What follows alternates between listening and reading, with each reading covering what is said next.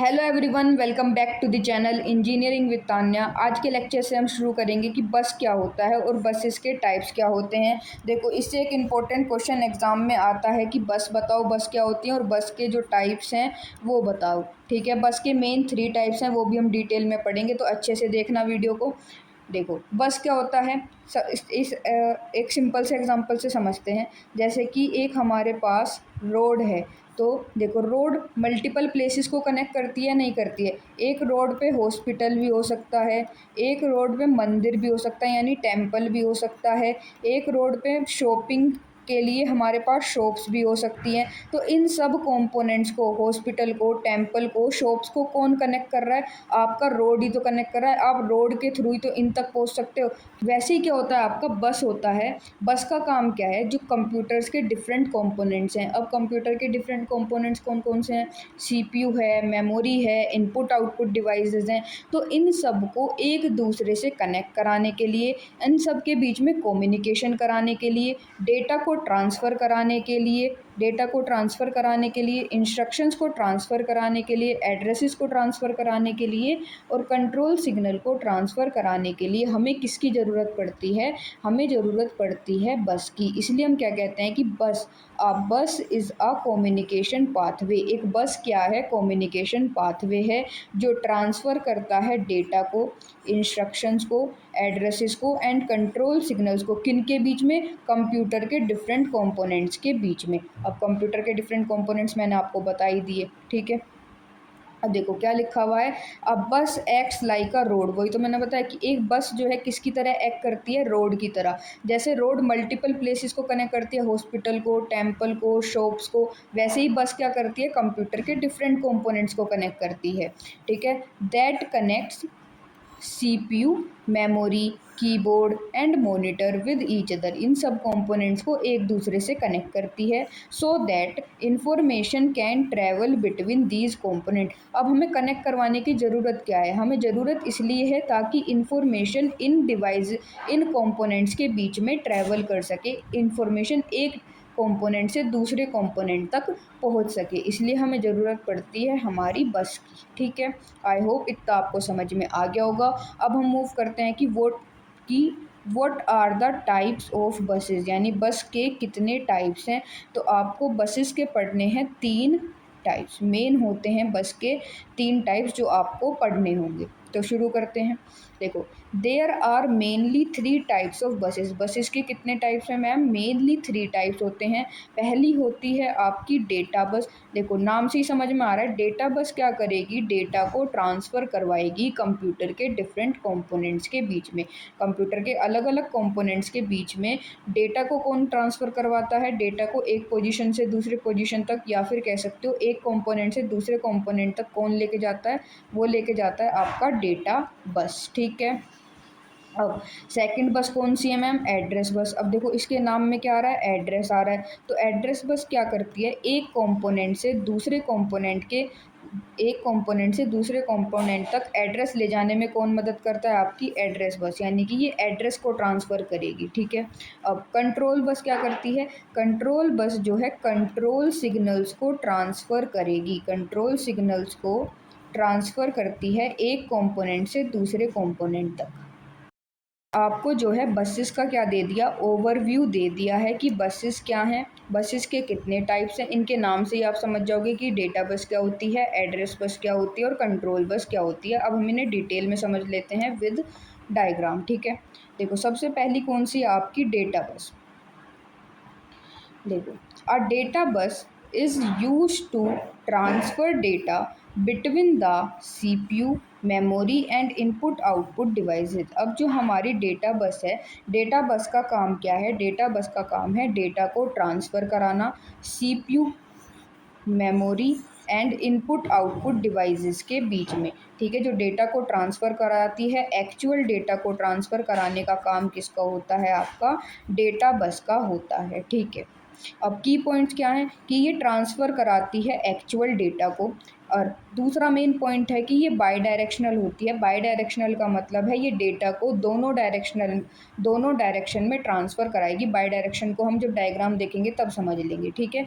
Meaning data can travel in both direction. इसका मतलब क्या है कि जो डेटा है वो दोनों डायरेक्शंस में ट्रैवल कर सकता है। एक एग्जांपल से समझते हैं। देखो, जब आप एक फ़ाइल को ओपन करते हो, when you open a file, आपने एक फ़ाइल ओपन करी, जो डेटा है वो कहाँ से कहाँ जाएगा? सबसे पहले डेटा मूव करता है मेमोरी टू सीपीयू। आपने जैसे ही कोई फ़ाइल खोली, आपको फ़ाइल में कुछ एडिट करना है, आपको फ़ाइल में कुछ काम करना है, तो डेटा सबसे पहले मूव करता है मेमोरी से सीपीयू में। भाई अगर आपने वो फ़ाइल सेव कर रखी है तो ऑब्वियस सी बात है वो डेटा जो है मेमोरी से कहाँ जाएगा? सीपीयू के पास जाएगा। अगर आपको उस फ़ाइल में कुछ चेंज करना है, सिंपल सी बात है, तो डेटा कहाँ से कहाँ गया? मेमोरी से सीपीयू के पास गया, ठीक है।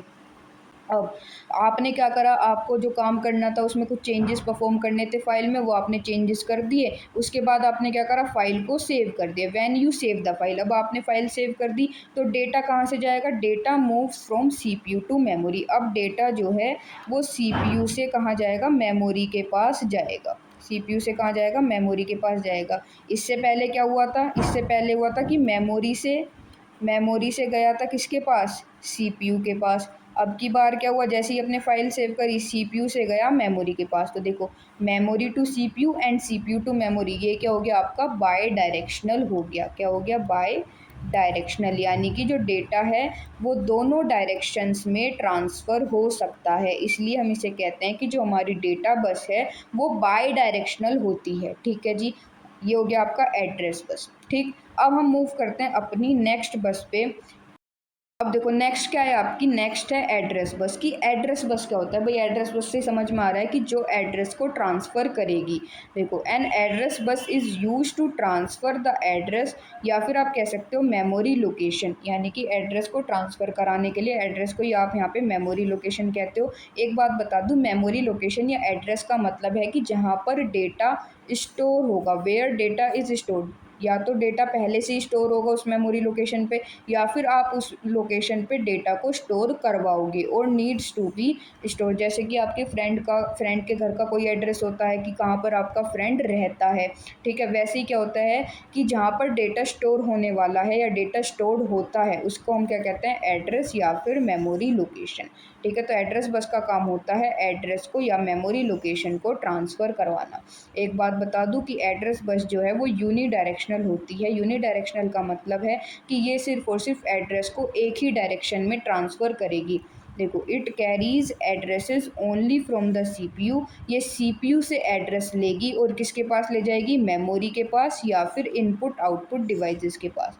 यानी कि एड्रेस बस ने क्या करा? सीपीयू से एड्रेस लिया, या तो वो मेमोरी को एड्रेस देगी, मेमोरी के पास एड्रेस लेके जाएगी, या फिर जो आपके इनपुट आउटपुट डिवाइसेस हैं उनके पास एड्रेस को ट्रांसफ़र करेगी। तो यहाँ पे सिर्फ और सिर्फ क्या होती है? एक ही डायरेक्शन में आपका एड्रेस ट्रांसफ़र होता है, इसलिए हम इसे कहते हैं यूनी डायरेक्शनल। यूनी डायरेक्शनल का मतलब है एक डायरेक्शन। देखो, suppose the CPU wants to read data. Suppose आपका जो सीपीयू है उसे कुछ डेटा रीड करना है मेमोरी लोकेशन 500 से, ठीक है। मेमोरी लोकेशन 500 से इसको क्या करना है? डेटा रीड करना है। तो जो सीपीयू है वो क्या करेगा? सेंड करेगा एड्रेस 500, क्योंकि जो डेटा उस सीपीयू को रीड करना है वो कहाँ पे स्टोर्ड है? मेमोरी लोकेशन 500 पे स्टोर है। तो ये जो सीपीयू है ये क्या सेंड करेगा?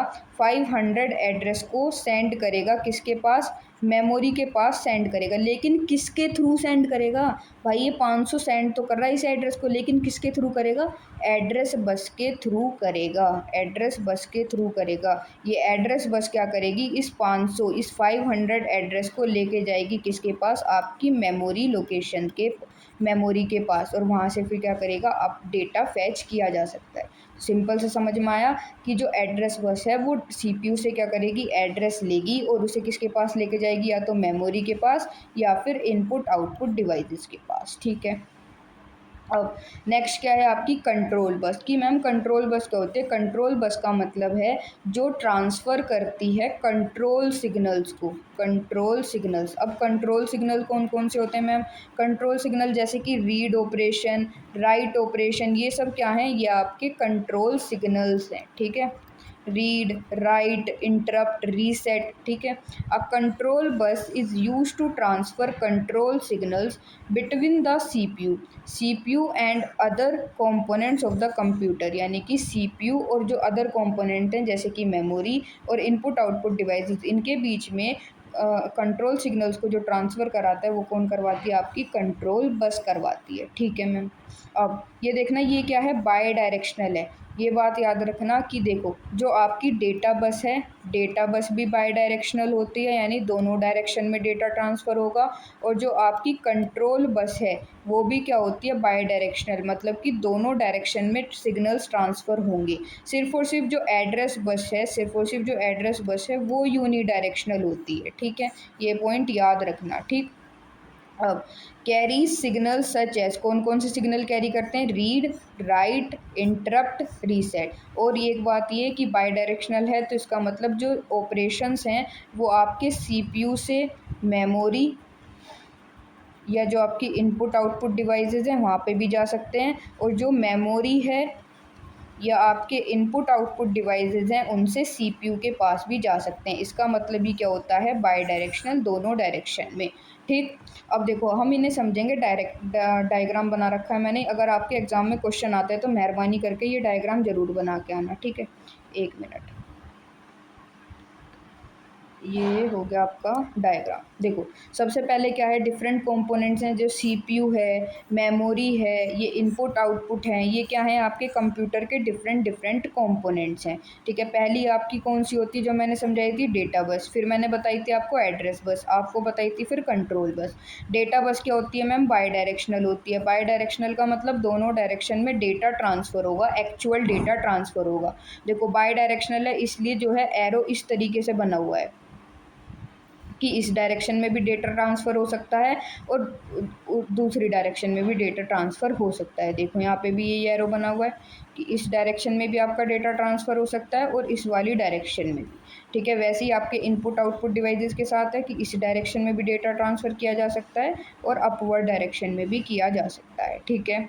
अब एड्रेस बस क्या होती है? मैंने बताया था कि एड्रेस बस सिर्फ़ और सिर्फ यूनी डायरेक्शनल होती है। ये सीपीयू से एड्रेस लेती है। देखो एक ही एरो बना हुआ है ना, ये सीपीयू से एड्रेस लेती है और किसके पास ले जाएगी? या तो मेमोरी के पास ले जाएगी या फिर आपके इनपुट आउटपुट डिवाइसेस के पास लेके जाएगी, ठीक।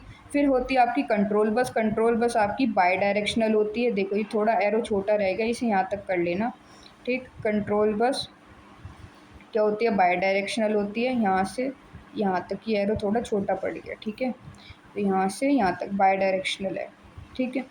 तो ये हो गया आपका क्या? बस कि बस क्या होती है और उसके टाइप्स कौन कौन से हैं। प्लीज़ इन्हें अच्छे से समझ लेना, ये एग्ज़ाम में आ जाता है, ठीक है जी। आज की वीडियो को 1 मिनट, एक पॉइंट रह गया नोट कि डेटा बस क्या कैरी करती है? डेटा को। एड्रेस बस क्या कैरी करती है? एड्रेस को। कंट्रोल बस कैरी करती है कंट्रोल सिग्नल्स को, ठीक है। आई होप आपको ये वीडियो समझ में आई होगी। अगर अच्छी लगती है वीडियो मेरी तो प्लीज़ प्लीज़ चैनल को सब्सक्राइब कर लो और वीडियो को लाइक कर दो, अगर ऐसी वीडियो और चाहते हो कि आगे आए तो। Thank you.